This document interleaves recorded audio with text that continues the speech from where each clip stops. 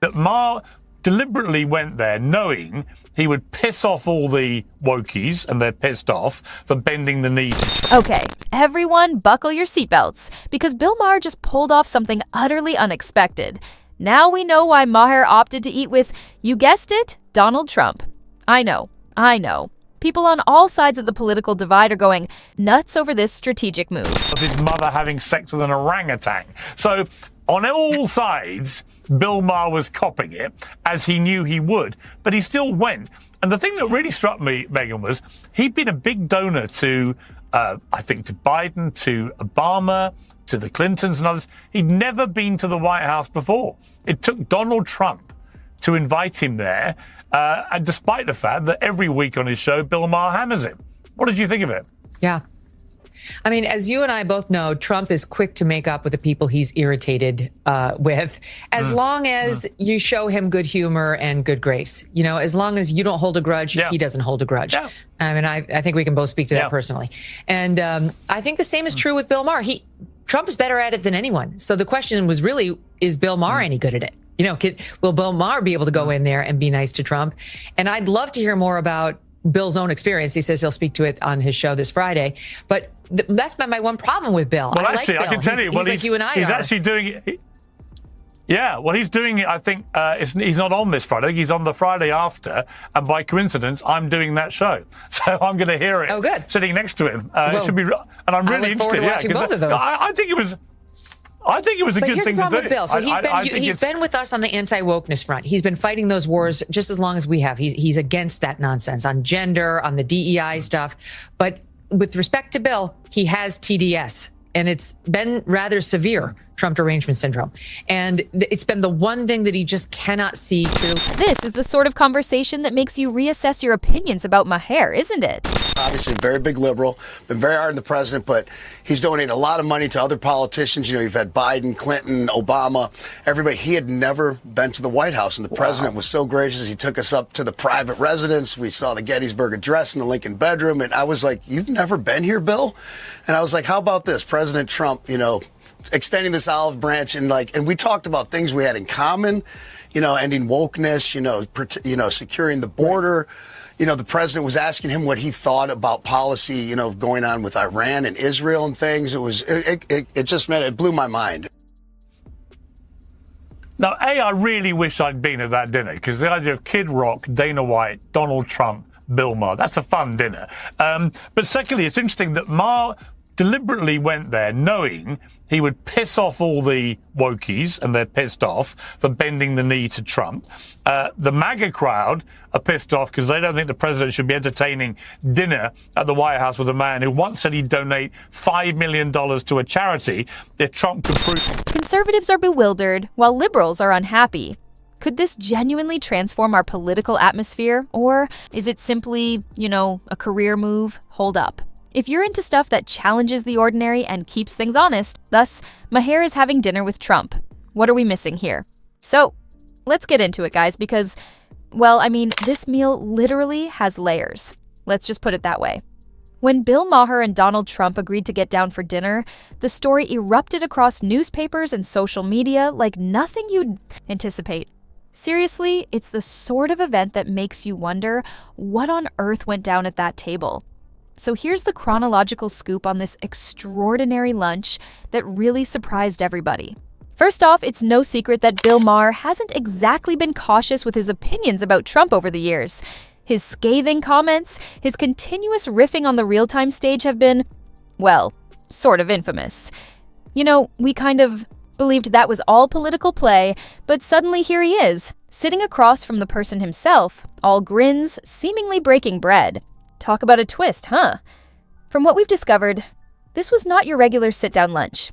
It was more like a full-blown seminar, brimming with underlying tensions even before the entree came.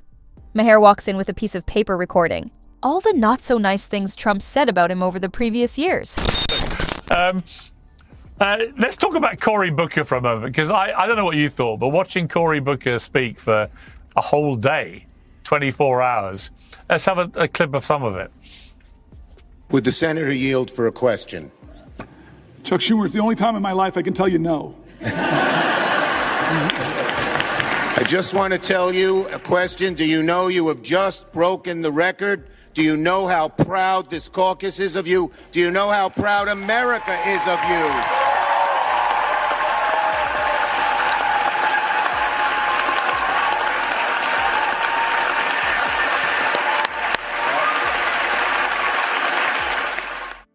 Now, Nelson part of me Mandela. was like, what a load of pointless. Yeah, I know. And part of it is very irritating. I completely get that. But was there also a slight method to it? Can you envision that introduction? Totally bold move, you know? Yet both guys supposedly opted to join in unusually civilized conversations regarding crucial subjects. So, is this a new age or merely another marketing stunt? Now, let's not forget the setting. This wasn't some secret, unobtrusive area. No, that was the White House, the residence of the so-called most powerful guy in the world. Just the form for political heavyweights like Maher and Trump to apparently put things straight. And get this, sitting at the table were a mix of colorful personalities. Dana White from the UFC, Kid Rock, among others. A mix of personalities all noted for their strong conservative viewpoints. Really? Can you believe the lineup? It sounds like a situation out of a political fantasy tale. People are startled, perplexed, or maybe even amused, depending on where you stand politically. Was Maher's aloofness from the whole awakening agenda really a ruse? Or was this meal genuinely about reaching across the aisle? Whatever the issue. Might be, it's apparent this whole affair is shaking things up, right? Let's not forget about our viewers here. Liberals, especially those who've backed Maher via his strong anti-Trump views. Well, they're seeing red. For them, just the notion of the two of them enjoying a supper together feels, at the very least, like a betrayal. But let me tell you, on the other side, Trump followers are probably scratching their brains too, trying to figure out what this means for them. It's sort of fascinating, don't you think? Why would Maher take such a hazardous step?